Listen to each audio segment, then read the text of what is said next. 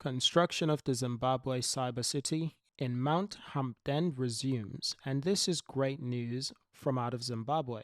This is the construction of their cyber city, located just out of Harare, that is the capital city of Zimbabwe, and it's back on track with the development. With the completion of over 50 luxurious villas expected by next year, 2025, ladies and gents. The development of this city does seem to be quite progressive. Now, this marks a significant steps in development of the state-of-art project that is poised to spark a major real estate boom in the country of Zimbabwe.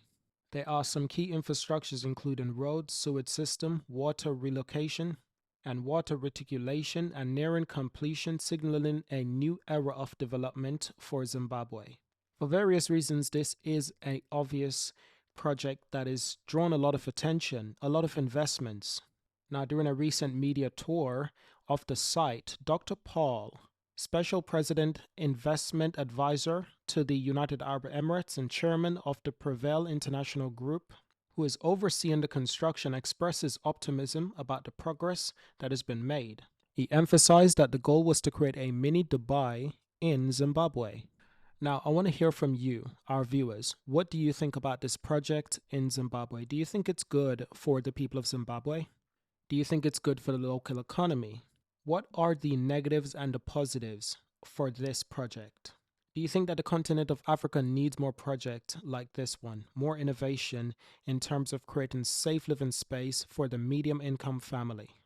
We also have some quotes and some direct statement, and I quote, "We are currently focused on infrastructure development and the contractors are actively on site. Following the completion of the 50 villas, construction will shift the development of the shopping mall, further enhancing the city's offering. Additionally, there will be a musical fountain designed to boost domestic tourism, and it's nearing completion. Now, the fountain will integrate water, colors, and music, and it will provide an entertainment experience akin to the famed dancing water of Dubai. Obviously, this city, this mini city as I would call it, it's taken quite a lot of inspiration from Dubai, and that's quite obvious to see. Now, there's obviously a growing middle class in Zimbabwe, and that growing middle class has high demand for projects like these. And in a country where they are short supply, this business opportunity was actually brilliant because I can tell you for sure, these properties, they will sell very well. One of the most unique factors is the closeness of this project to the capital of Zimbabwe. Now, you see what you have there is that a lot of people who work in the capital, they don't necessarily want to live in the capital full time. They would prefer to live somewhere close by, but somewhere that has good transportational roads to get access to work. And I think this project kind of supplies that in high quantity. So there are direct roads and good roads to the capital from this mini city.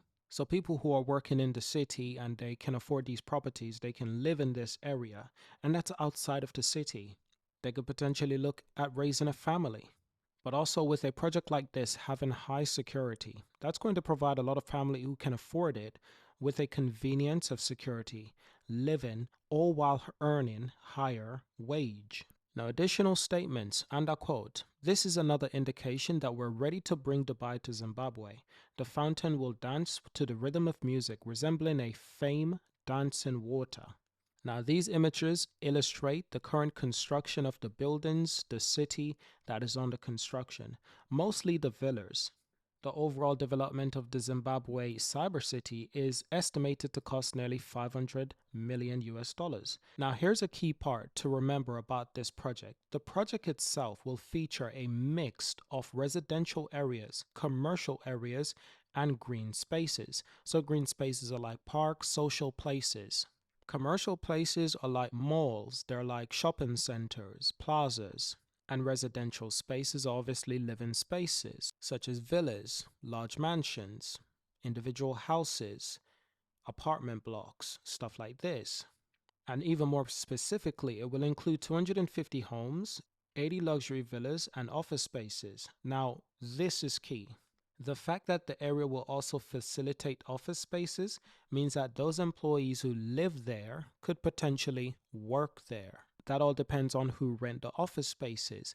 It will also depend on if those people who rent the office spaces can afford to buy or live in an apartment in the cyber city. But you can see it's a mini city that's taken shape, that's given all the amenities a human being would need in a close proximity. So it's all connected through artificial intelligence and a digital transform system. Now, I look forward to seeing what that really means when it becomes reality. But these are some further images to illustrate the constant development of this project. The Cyber City project is being developed by Bulk International, a company owned by Dubai-based billionaire Mr. Shaji Ul Mulk. Mr. Mulk originally proposed the project to the President Emerson Mnangagwa, and that was during a visit to the UAE, which led to an invitation for the project to be brought to the Mount Hampden. The civil work contract for the project has been awarded to Bit2Men World, with the first phase already underway. This phase focuses on essential infrastructure such as road, sewage trenching, and water systems, laying the foundation for smart city development. The Zim City is the first real estate investment in Zimbabwe under the Zimbabwe Global Investment Special Economic Zone program. This program, approved by the President, it's facilitated by the Ministry of Finance, Economical Development and Investment Promotion, further solidifies Zimbabwe's commitment to attracting foreign investments and promoting economical growth. Now, these images illustrate very luxurious stores, very well done architecture, but of course, when this becomes a reality, we want to see if it lives up to the expectations, and I hope it does. I think projects like this are quite important, especially in Africa. In Zimbabwe, it will show that the possibility of advancing one's societal economical changes through the venues of developing new smart cities is very much viable. This is going to change the life of many people, but let's not be incorrect on which life it's going to impact most greatly. This will benefit the middle class and the rich mostly. I want to make that clear, because it's obviously that these properties are not being developed as a cost-efficient property for the people that are on lower wages, essentially below the middle class. These properties are being developed directly for middle class and rich, and there's no debate about that.